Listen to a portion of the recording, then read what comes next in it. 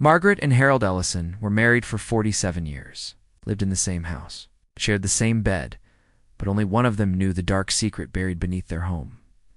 What really happened to their missing son, Daniel? Margaret Ellison believed she had lived a good, simple life. Her days were quiet, filled with routine, and the comforting presence of her husband, Harold. They had been married for 47 years and were known around their small Ohio town as the couple who had weathered every storm together. Their white colonial house sat on a peaceful street where everyone knew each other by name.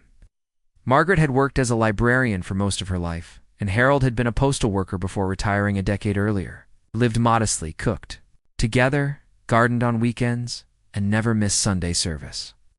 To outsiders, their life seemed steady and ordinary, almost enviable. But beneath that quiet surface was a story long buried in silence. They had 2 children, Amanda and Daniel. Amanda was older and had chosen the path of stability, becoming a school teacher, marrying young, and settling down nearby with her own family. Daniel, their youngest, was a spirited one. Creative, curious, sometimes a little rebellious, but always close to his mother. Margaret had adored Daniel's energy, his way of making her laugh at the smallest things. He had dreams of studying art, traveling, and living a life filled with color. But those dreams were abruptly cut short one summer day 24 years ago, when Daniel simply vanished. He was 17 at the time. That morning had been uneventful. He'd eaten breakfast, made a sarcastic comment about mowing the lawn, and then left the house. He never returned. Panic set in by nightfall. Margaret called everyone she could think of, friends, neighbors, even his school counselor, but no one had seen or heard from him. When they filed a missing person report, the police searched, but with no leads, the investigation quickly hit a dead end. There were no signs of a struggle, no witnesses, and no evidence. It was as if Daniel had vanished into thin air. Margaret refused to believe he had run away, but Harold was quick to accept it. He told the police Daniel had probably gotten involved with the wrong crowd, that he'd always been unpredictable. He discouraged Margaret from dwelling on it. Over time, the house grew quiet and Amanda moved on with her life. But Margaret never stopped wondering. She left the light on in Daniel's room for years, refusing to touch his belongings. Every birthday, every holiday, she imagined him somewhere still alive, maybe trying to come home. Yet Harold never spoke of Daniel. He didn't attend support. Groups avoided the topic during family gatherings and discouraged Margaret from bringing it up. She assumed it was his way of coping. He was a man of few words, one who believed in burying pain deep inside. So she respected that. She learned to grieve in silence. Decades passed. Daniel became a memory that only Margaret seemed to carry. The town moved on, the police forgot, and even Amanda eventually stopped asking. Life became a pattern. Again, grocery lists, doctor appointments, birthdays. But the silence about Daniel hung over their home like an invisible fog.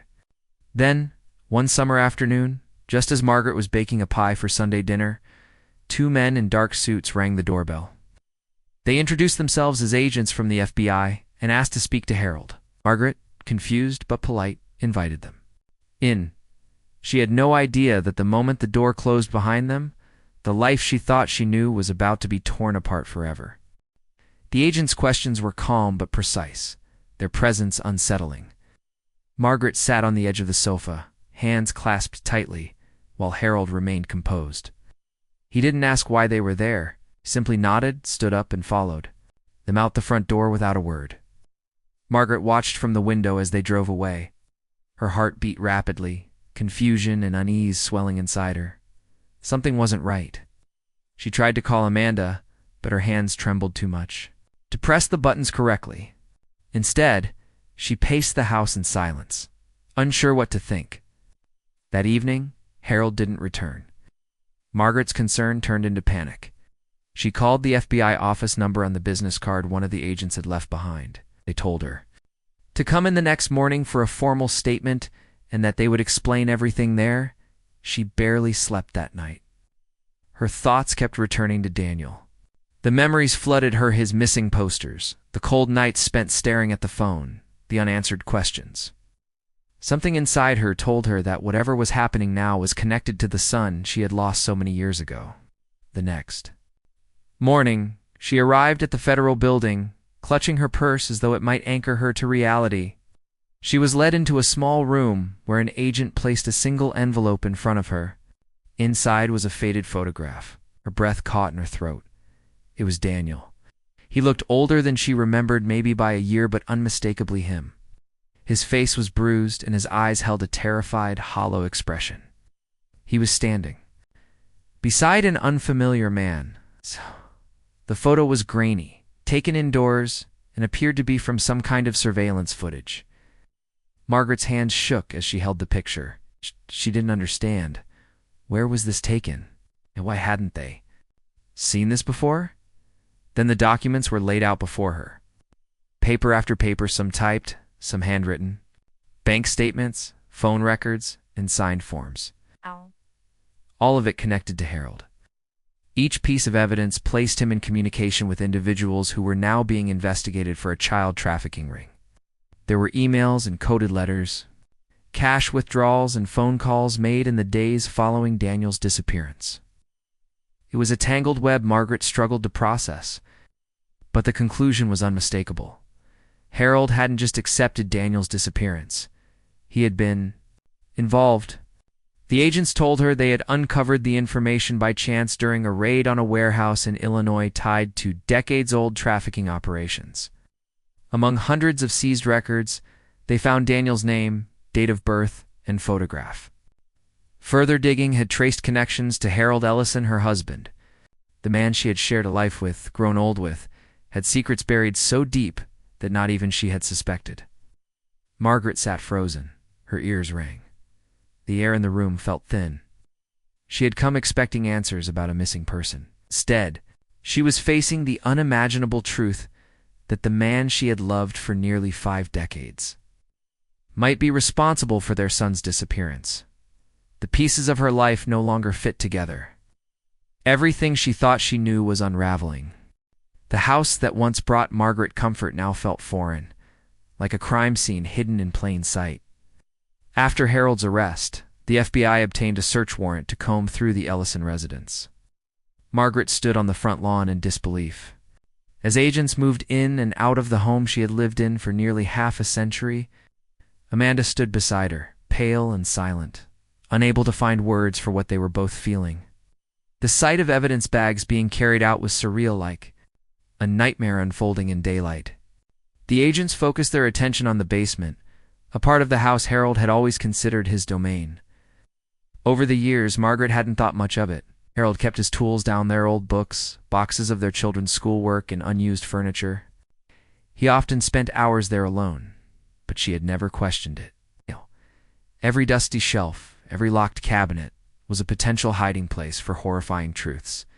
It didn't take long for them to find the secret behind a tall shelving unit.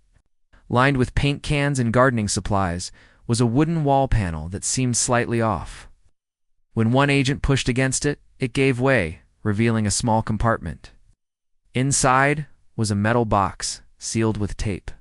It was heavier than it looked, and when opened, it sent a chill through everyone in the room. The box contained a collection of old VHS tapes, each one labeled with initials and dates. The earliest dated back to just weeks after Daniel had vanished. The labels were written in Harold's handwriting. Alongside the tapes were photographs, scraps of paper with coded notes, and a worn journal. One tape was quickly reviewed by an agent, and what it showed made the room fall silent. It was Daniel.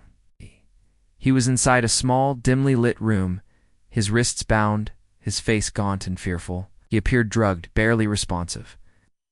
The video showed him sitting on a cot, being spoken to by someone off camera. Though the footage was muffled, it was clear Daniel had been held captive.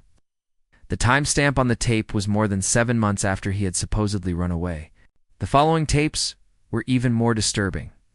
They showed Daniel in worsening condition, isolated, unkempt, barely conscious. The room remained the same throughout. No windows, one door, and a single light bulb overhead. Voice believed to be Harold's calmly narrated how Daniel was being retrained to obey, how disobedience would be punished. It was clinical, detached, and horrifying. But then, suddenly, the tape stopped. The final one ended with Daniel lying on the CHL, lying on the cat, motionless. No context, no explanation, just a hard cut to static.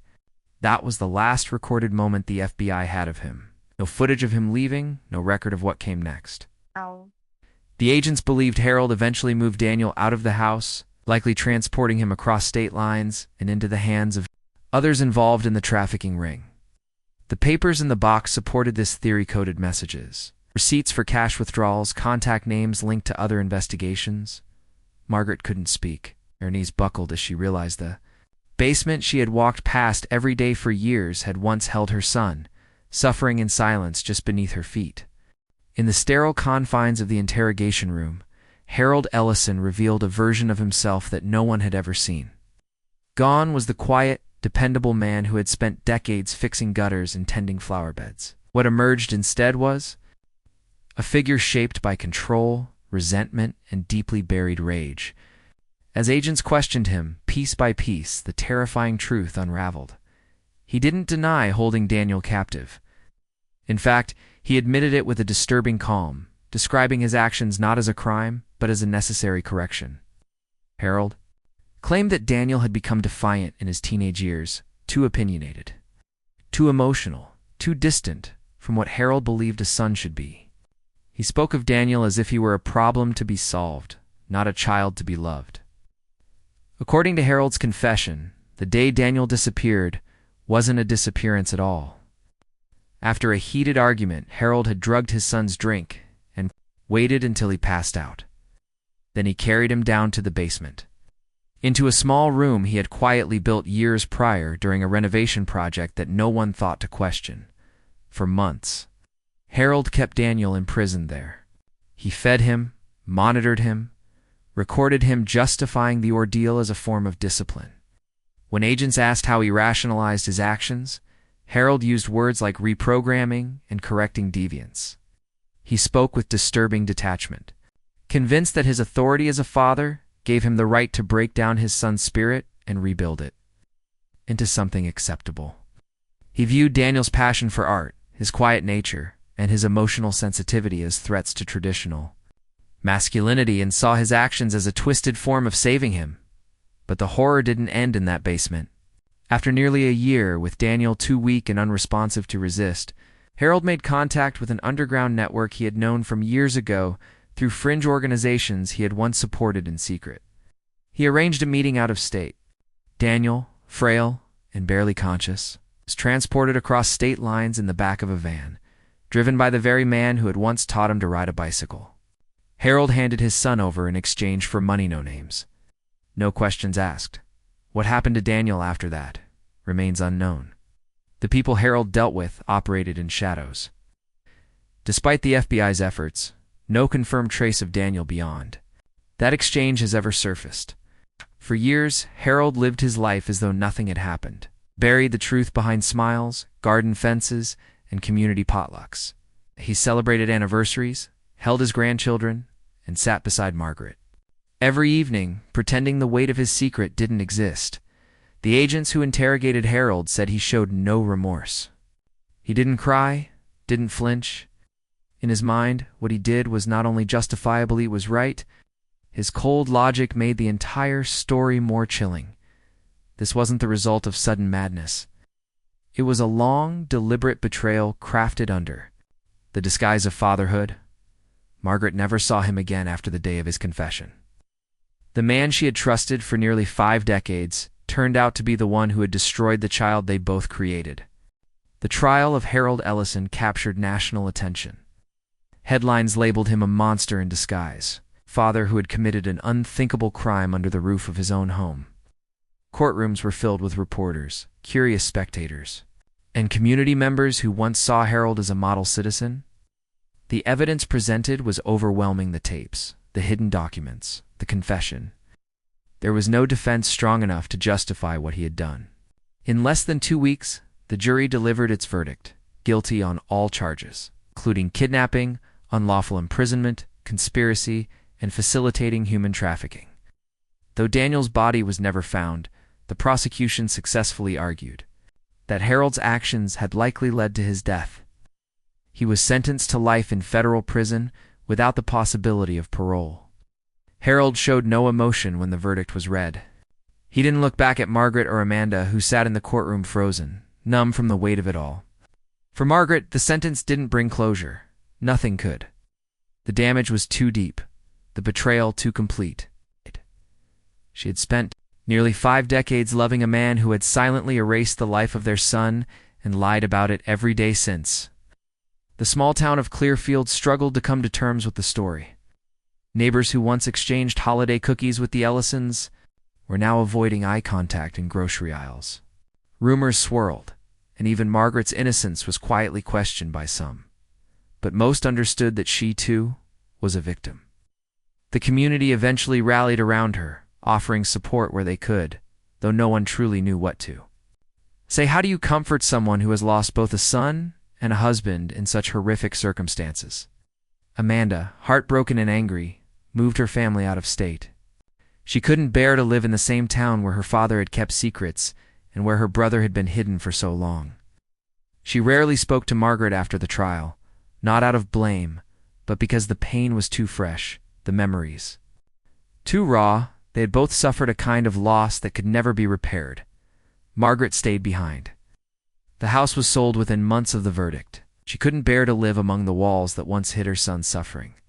She found a small apartment on the edge of town, where no one asked too many questions. There, she lived quietly, speaking little, moving through her days with the weight of silence. On her nightstand sat one framed photo of Daniel, the last school picture taken before he disappeared. His smile still hopeful, unaware of what was to come. Every year on the anniversary of Daniel's disappearance, Margaret lit a candle in her window.